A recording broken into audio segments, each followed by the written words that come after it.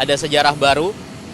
Indonesia secara resmi mengikuti KTT BRICS yang pertama kali, dan ini adalah inisiasi dari Bapak Presiden.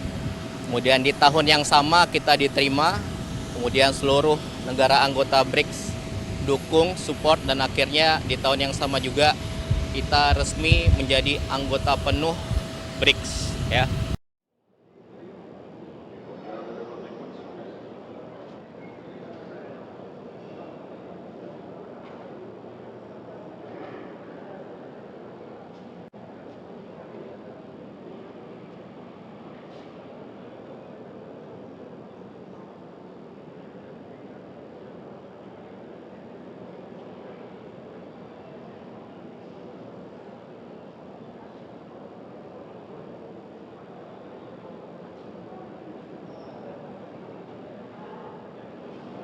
Sekretaris Kabinet, Seskap, Letkol Teddy Indrawijaya menyebut, Indonesia mencatat sejarah baru terkait arah diplomasi dengan ikut serta dalam konferensi tingkat tinggi, KTT, ke-17 BRICS di Brasil.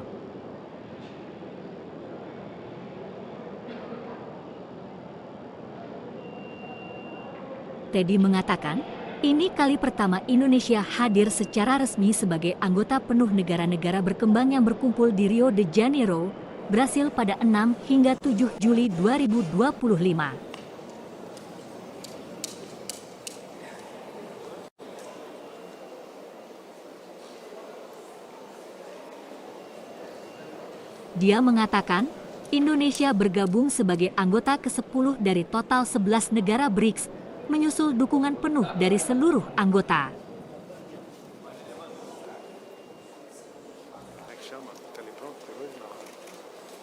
Menurut Teddy, langkah Indonesia ini menunjukkan komitmen kuat untuk memperluas jejaring kerjasama global, khususnya melalui platform seperti BRICS yang mengusung semangat kolaborasi negara-negara Global South.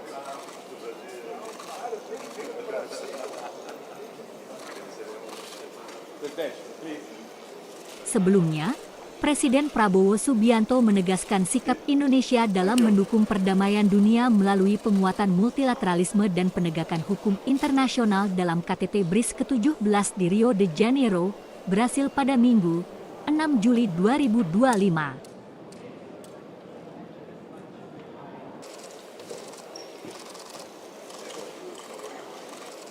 Menteri Koordinator Bidang Perekonomian Airlangga Hartarto yang mendampingi Prabowo mengatakan, dalam pidatonya Presiden menolak segala bentuk perang dan mengecam praktik standar ganda dalam hubungan internasional.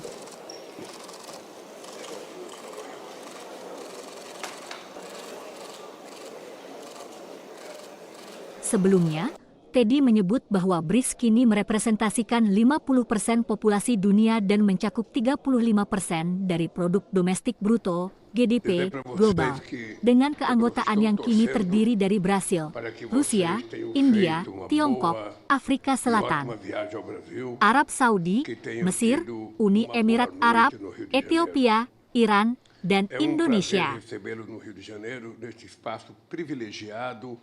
Que é o Museu de Arte Moderna. Bem-vindos à 17ª Cúpula do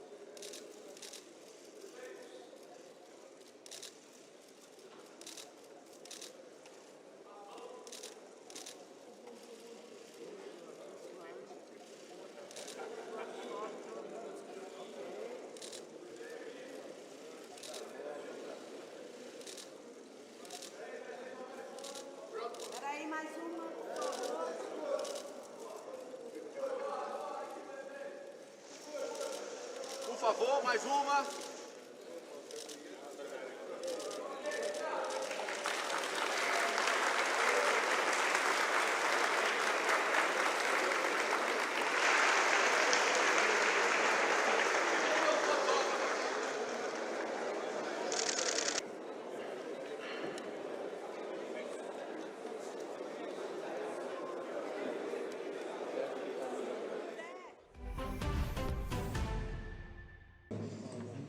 Eu queria dizer para vocês Oke, baik teman-teman. Jadi hari ini dan kemarin, tepatnya tanggal 6 hari Minggu, kemudian sekarang tanggal 7 hari Senin, Juli 2025, Bapak Presiden Prabowo Subianto menghadiri KTT BRICS. Dan hari ini adalah hari kedua sudah selesai, yang mana ini artinya ada sejarah baru.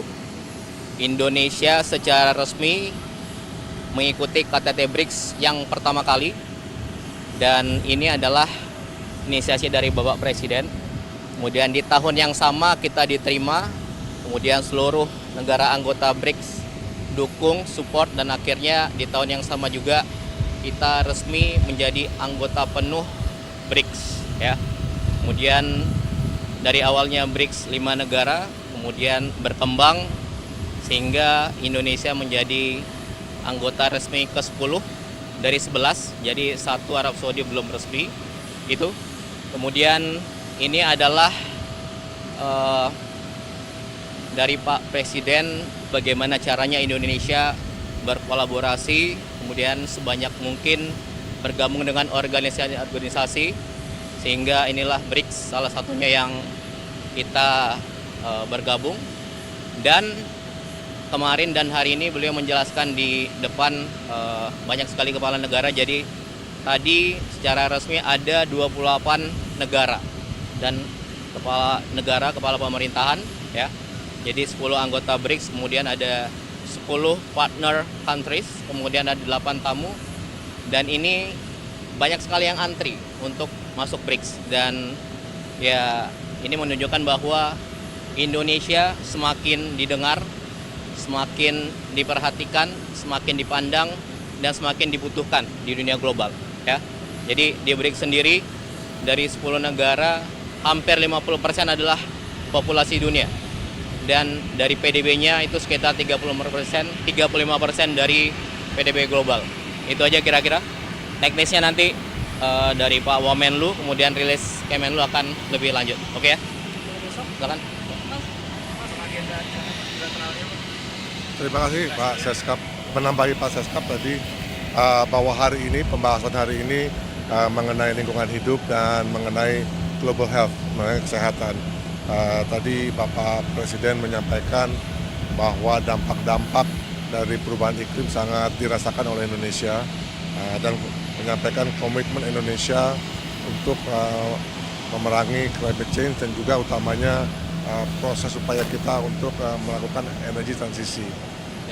Tadi Bapak Presiden juga menyampaikan komitmennya untuk meneruskan membantu WHO dalam menangani masalah global health. Indonesia terus mendukung langkah-langkah baik itu dalam konteks TB, tuberkulosis maupun juga dalam konteks malaria. Hari ini fokusnya utamanya mengenai lingkungan hidup, jadi banyak negara yang menyampaikan komitmennya untuk menangani climate change dan mempersiapkan COP30 yang akan dilaksanakan bulan Oktober nanti.